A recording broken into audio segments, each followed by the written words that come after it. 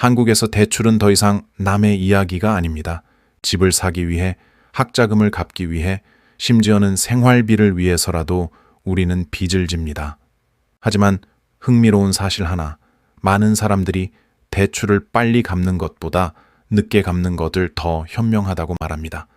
대출을 최대한 늦게 갚는 이유, 그 속에는 단순한 경제 논리를 넘어 한국 사회의 금융문화, 심리, 그리고 세대 간의 가치관이 숨어 있습니다.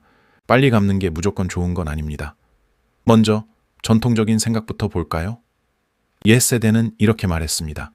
빚은 빨리 갚아야 마음이 편하지. 하지만 요즘 세대는 이렇게 말합니다. 빚은 관리하는 거야. 없애는 게 아니야. 왜 이런 차이가 생겼을까요? 이유는 간단합니다.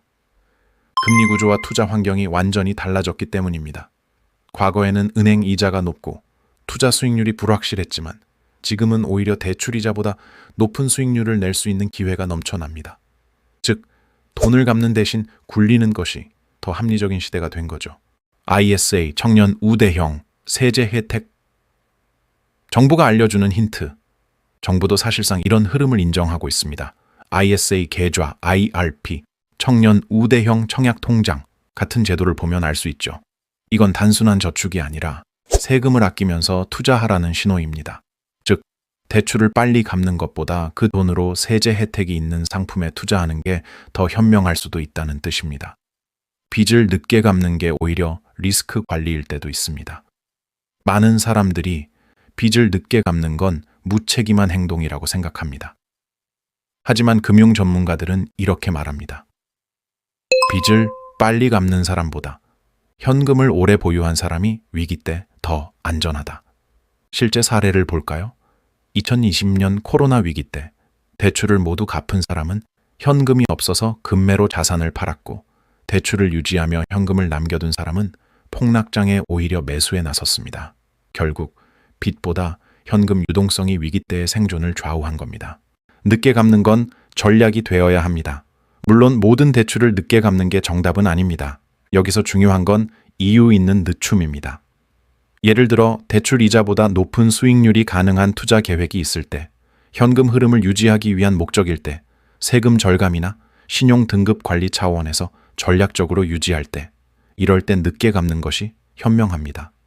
하지만 단순히 그냥 나중에 갚자는 생각이라면 그건 폭탄 돌리기에 불과합니다. 심리적 안정감 vs 기회 비용, 그 사이에서의 선택. 대출을 빨리 갚는 사람들의 가장 큰 이유는 마음의 평화입니다. 매달 통장에서 빠져나가는 돈이 사라졌을 때 느끼는 자유감, 그건 숫자로 계산할 수 없는 가치죠.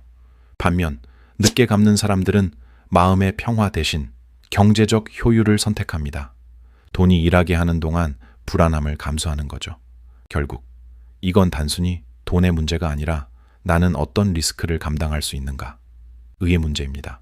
한국 사회의 독특한 심리, 빚에 대한 죄책감. 한국에서는 빚에 대한 심리적 거부감이 유독 강합니다. 빚 없는 인생이 곧 성공의 상징처럼 여겨졌죠.